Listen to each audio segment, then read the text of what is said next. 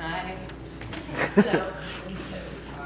The pranking didn't start with me. I come from a long line of pranksters, and one of the earliest stories that I remember hearing is about my great-great-aunt Zona.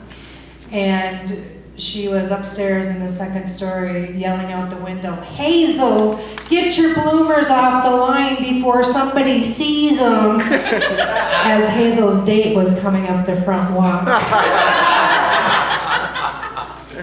Grandma Hazel was a pretty good prankster too. She belonged to a coffee club, birthday club, all of her sisters and her good friends. And they would get together every month and celebrate the birthdays for that month, and it was out at Grandma's house. And so it was scheduled for the afternoon because a lot of the ladies still worked in the morning. So she drove to her friend Rita's house and packed up all of Rita's plants, her house plants and her yard plants from the patio, and took them out to her farm and arranged them all on the patio. And it took Rita a good long time to recognize any of her plants on the patio for coffee. So then I had these kids, these poor little kids. You're gonna probably feel bad for them by the time I'm done here. But when my Wyatt, my youngest son, was about 3, we were walking to the mailbox to the post office, and he wanted to put the letters in. And I said, "Are you sure you can reach?" He's like, I can reach. I want to do it, Mom, I want to do it. And I said, "Okay, but you have to tell the man in the box where to send the letters." He said, "What?"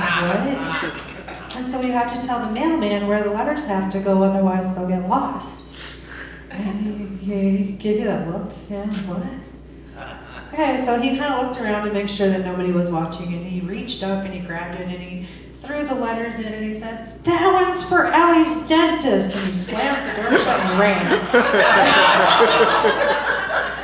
And so he would get me back by doing things like running his little wind-up cars in my hair so that my hair would wind around the axles and the wheels and you have to cut it out. Or I'd be waiting for him to come and get his jammies on after he got out of the shower, and instead of coming to his bedroom like a good little boy and getting his jammies on, he would take off across the backyard naked.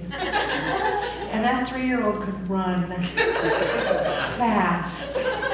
And I would go to the back door and I would yell, "Get him!" And Brian and Rochelle and Mike, the neighbors across the backyard would grab him and, pick him up and haul him back, and that's how we got him back those times. Many times.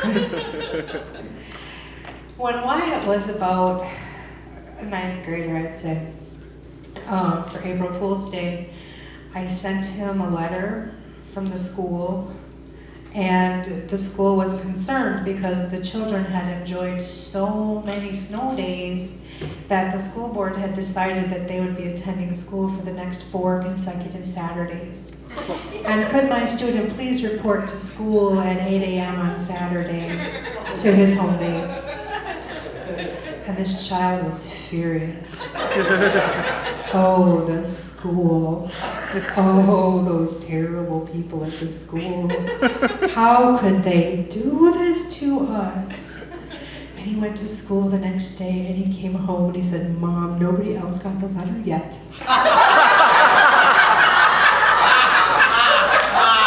I said, "Really? That's really kind of weird." And he went to school the next day. And he said, "Mom, the teachers don't even know about the letter."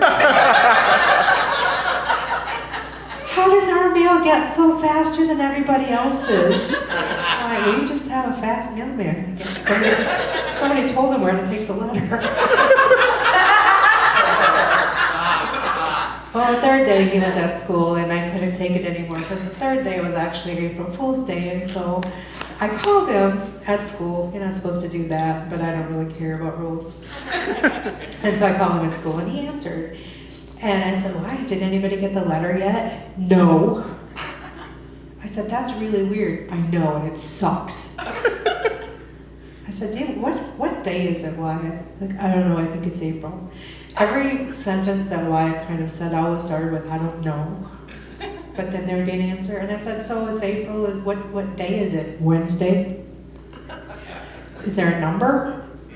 April 1, April 1st? I don't know." I said, "April 1st, is that any kind of a special day, Wyatt?" And he hung up on me.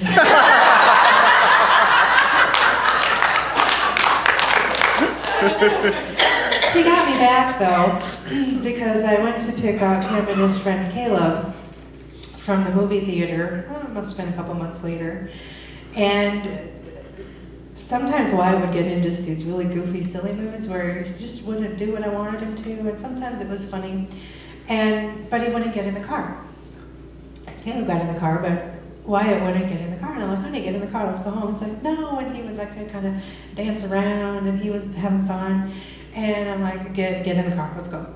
And no, he wasn't getting in the car, and so he would like get up to the car, and he'd like put his foot in the car, and then run. Teasing me, maybe I'll get in the car. And so I started to do the mom thing, like I'm gonna inch forward. It's like, I'm leaving you here then, you're gonna have to walk home. And I'm inching the car forward, then I stop, because I'm not gonna leave him there. And I'm inching the car forward, and I'd stop. And he danced himself around to the front of the car, and I'm inching it forward, and I'd stop. And I'm inching, and he threw himself on the front of the hood of the car with this huge oof, and very dramatically slid down the front of the car to the road. And he's laying in the street. And I was laughing because that was dang funny. But then I realized that we had attracted some attention and people were on their cell phones. And the caffeine at the coffee shop, the windows were full of people with eyes like this. And I said, Wyatt, get in the damn car now. And the boy got up and got in the car, and before I got to the end of the block, we could hear the ambulance sirens. We booked it out of town real fast. So before he got his driver's license, the DMV sent him a letter right around his birthday.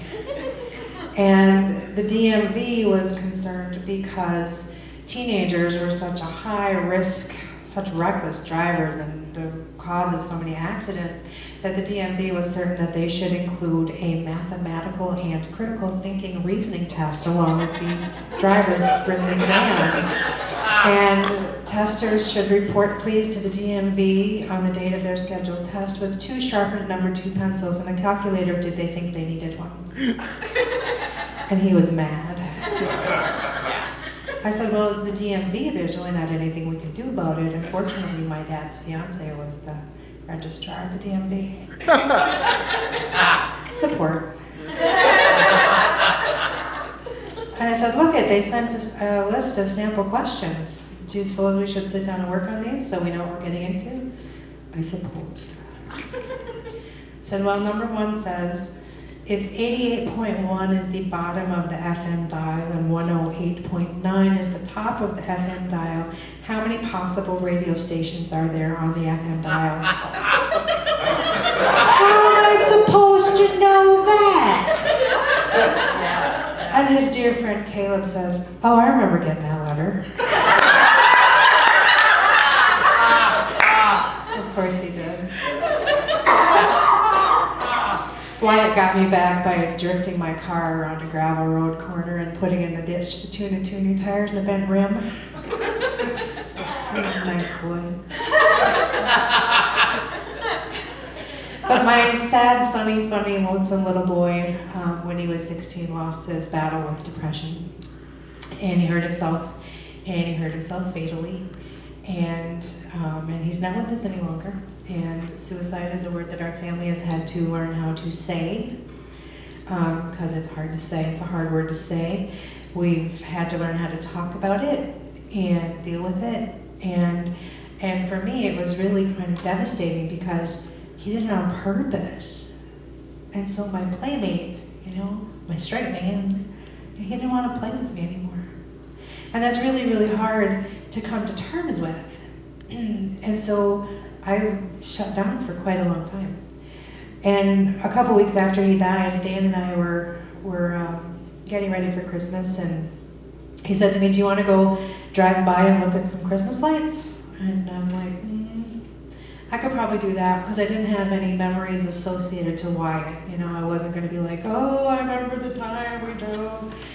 And so that was going to be okay, that we could go drive by and look at some Christmas lights. So we were driving up and down the streets in Alexandria, because that's where we were at the time.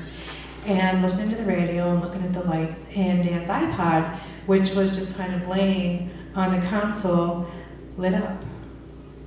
And we kind of looked at each other because we were listening to the car radio, and I picked it up and lost it because the song that it lit up to play was Maroon 5's Drive By. And I was like, wow, he's here, he's gonna play. He's gonna play with us. And he uses music a lot. He turns off my car radio in the middle of my favorite song. Kind of makes me mad.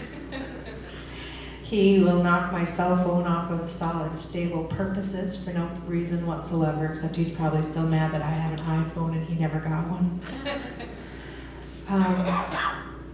And on a dark night out at the farm where he took his life, his buddy Caleb was taking pictures. And on 2 of the pictures, Wyatt left us light trails that are W's. Wow. And so we have him in the fashion that we're allowed to have him. And he still wants to play. And that's cool, but I'm fairly certain that it's my turn. And I just can't get it back. Thank you.